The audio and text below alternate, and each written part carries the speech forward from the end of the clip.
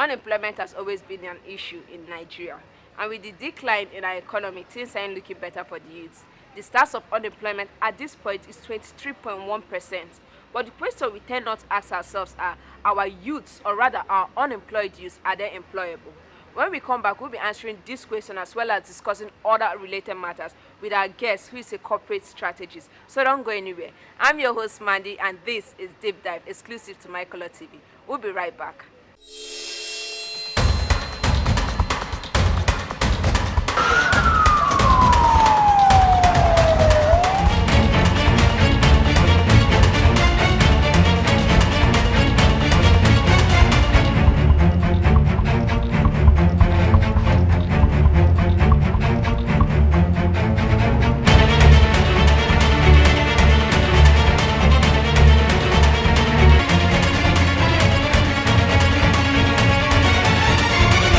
Joining us today is Mr. Sylva Essiet, a chemical engineer and the CEO of Silver Max Consulting, and also Nigeria's #1 corporate strategist, like he loves to refer himself as.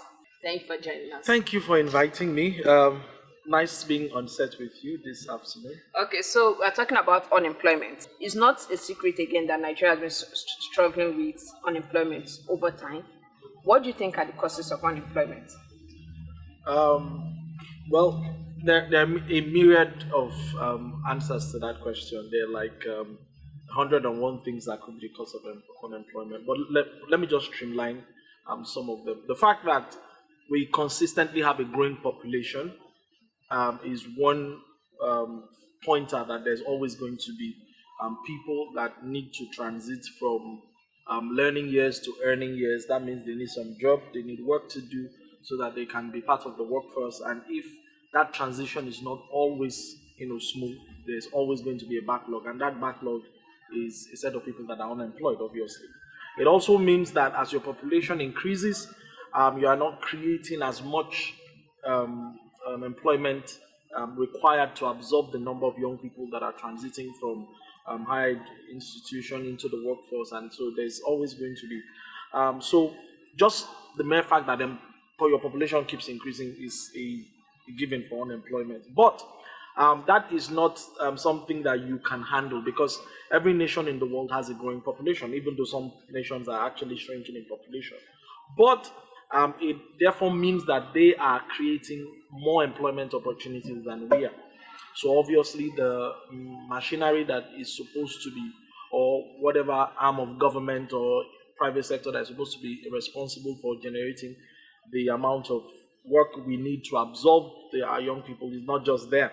Now, you can now begin to look at what are the factors causing all of this. Okay, first of all, you would begin to think of what the policies are on job creation, and what the government is trying to do, and what the private sector is supposed to do, as because those two arms of those two sectors are really the employers of labor. They are the ones that are supposed to be responsible for absorbing this huge number of young people that are coming out of higher institution and getting into the workforce. So basically, these are just generally the causes of unemployment. If you can tackle your turnover of creating jobs that meet the rate at which young people are getting churned out from higher institution, then obviously you're going to just tackle your unemployment problem. So that's where the issues are. Okay, we always hear this phrase that Nigerian youths or graduates are half-baked, that are not employable. Do you think this is true? Yeah, to a certain extent, there's some truth in that statement, really. But I do not think that Nigeria has the moral, how will I put it now, that we have as a country, or the government of Nigeria, whoever would make that assertion. I do not think that we totally have the moral right to make that kind of assertion. You would only be able to make that kind of assertion if you have jobs created, okay, that are there, that people can readily see that there are jobs in the employment market, but you do not have the quality of manpower needed to occupy those roles. That's when you can now begin to say, we have big graduates in circulation. That's why we have a lot of jobs, but we don't have the qualified manpower to man them.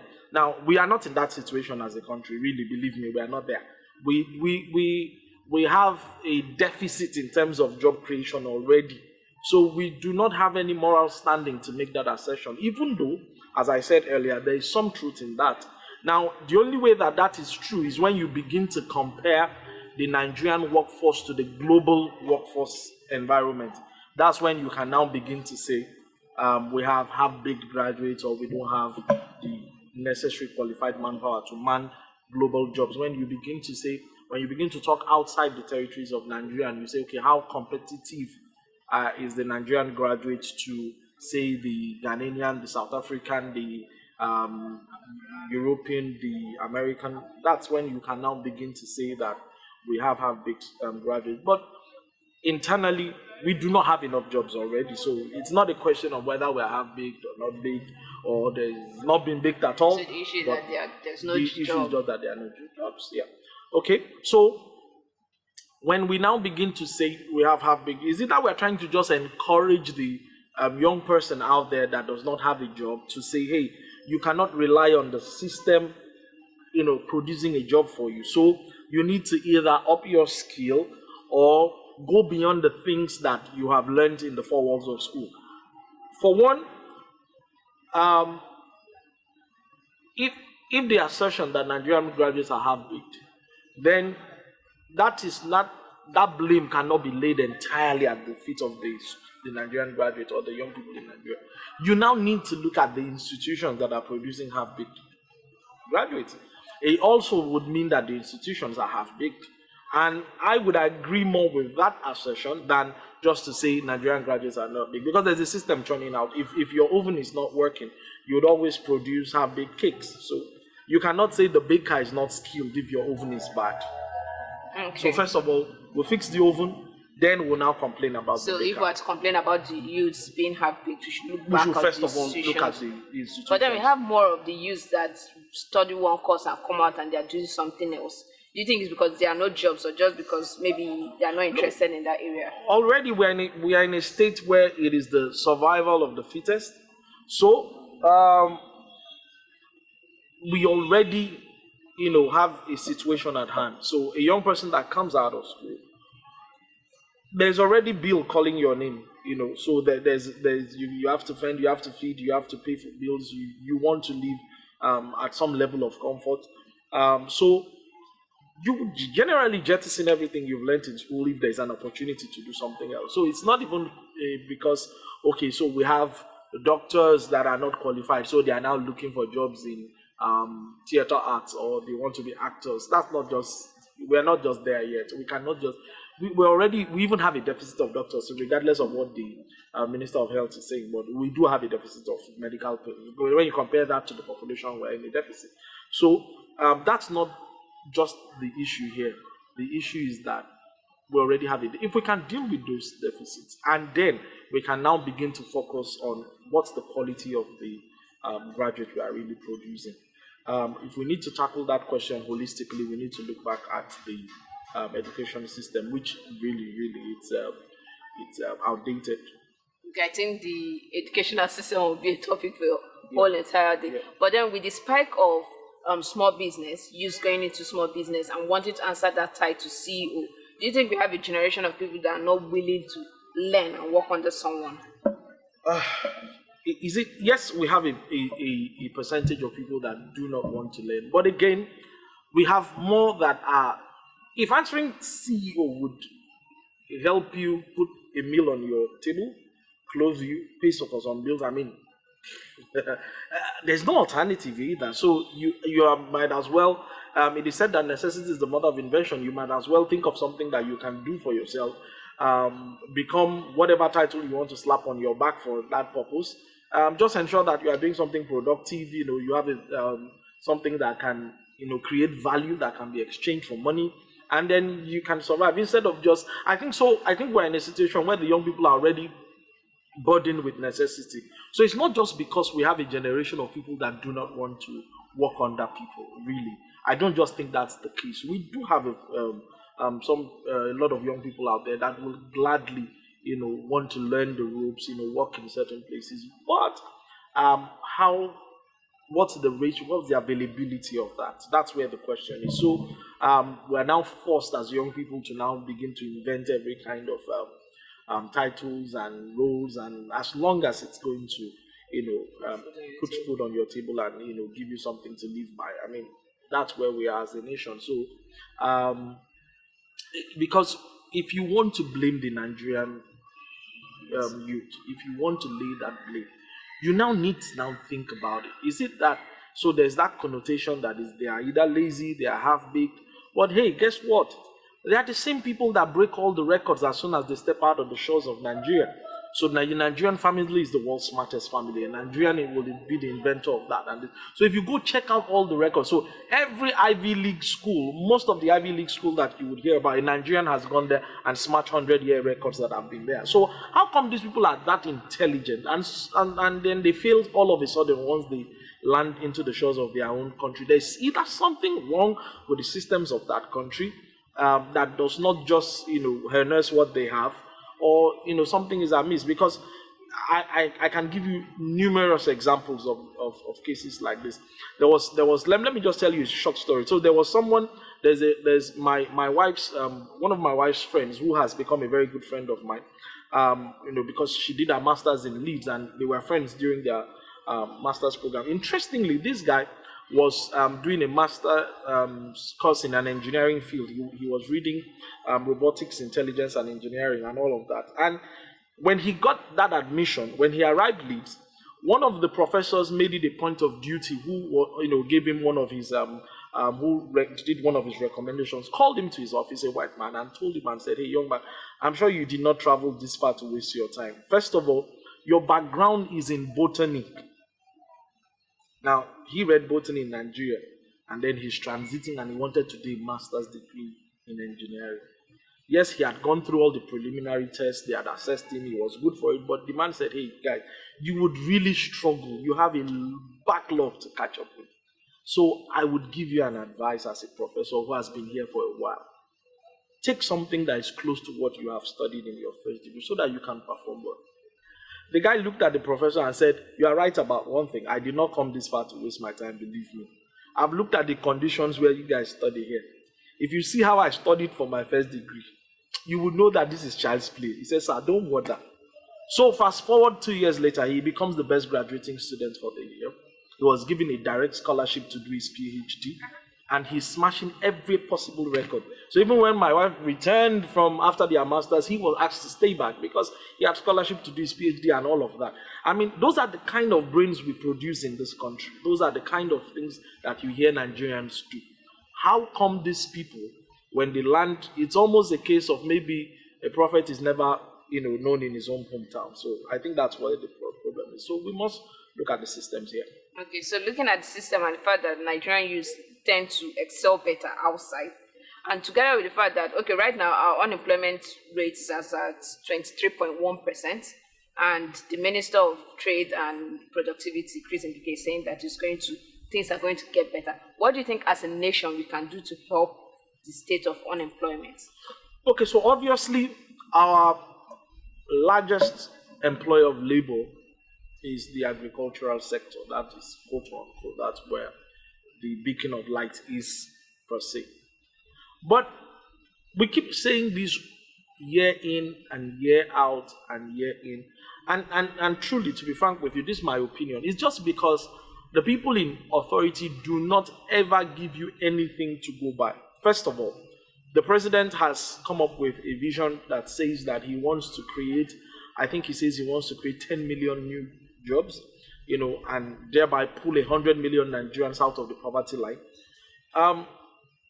This is a laudable vision. Here comes the question. What will be the indicators? What will we see and begin to know that these things have been achieved? So this is where we like to put it. We just say something out there. We don't give any landmarks to go and check. We don't say, okay, so this is where we are going to start. In 5 years, we are at maybe like 23% unemployment rate. So in 4 years of the implementation of this, you should see that our employment rate should drop to maybe about maybe 18. Then you should see in the next 10 years to 10 and all of that. We don't have any of those type of things. So Whether this promise happens or not, we would not really know. It's just something that sounds like that. So the truth of the matter is that until we begin to set goals like that, we will not know whether we are actually helping the unemployment system. For example, if I want to x-ray the agricultural sector, now, for us to even say that agriculture was going to help us, yes, it has the potential to.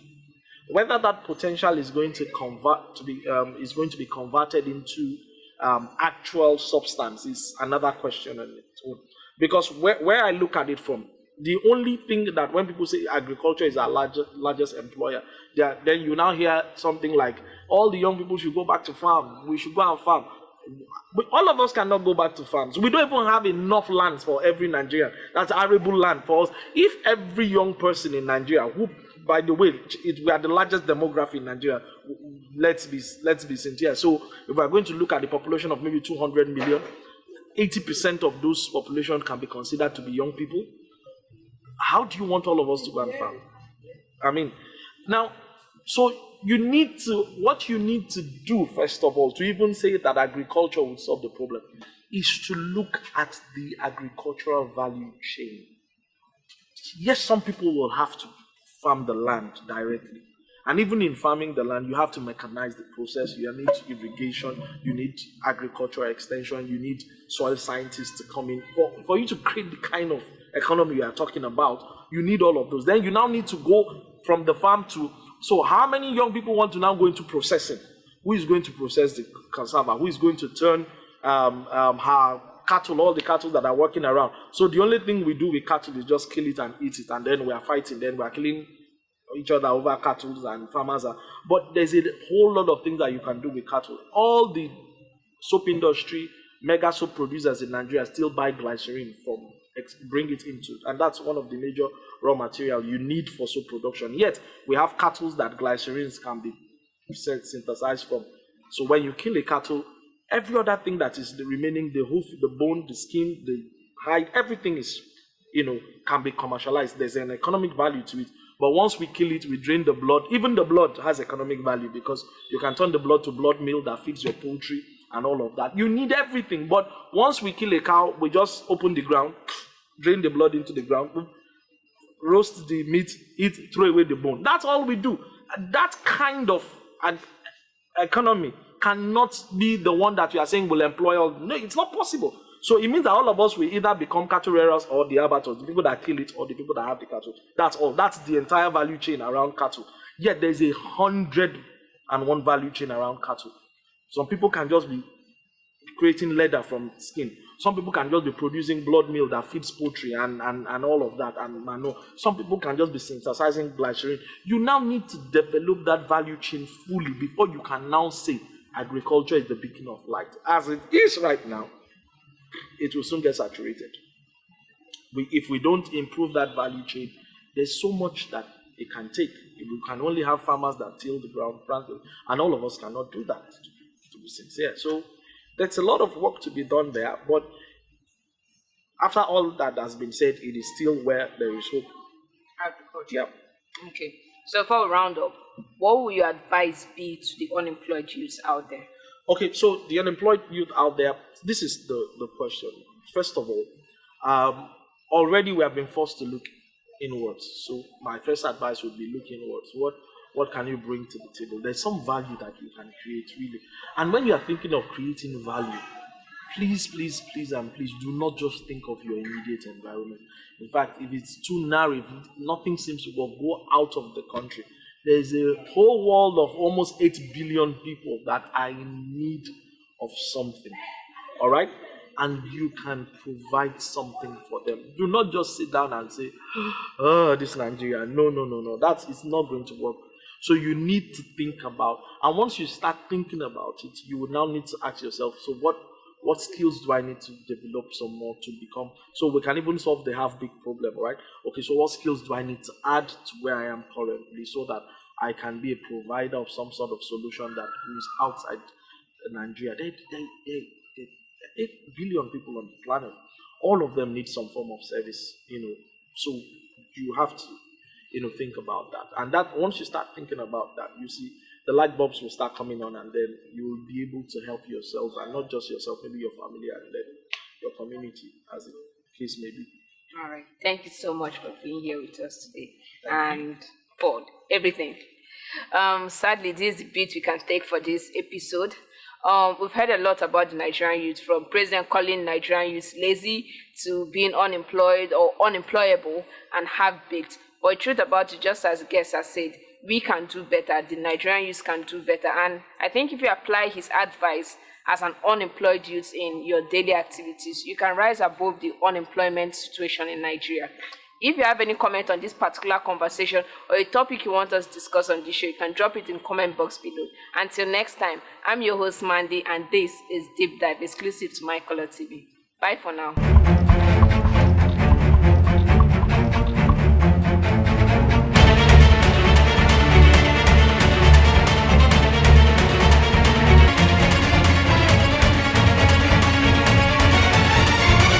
Life in living color.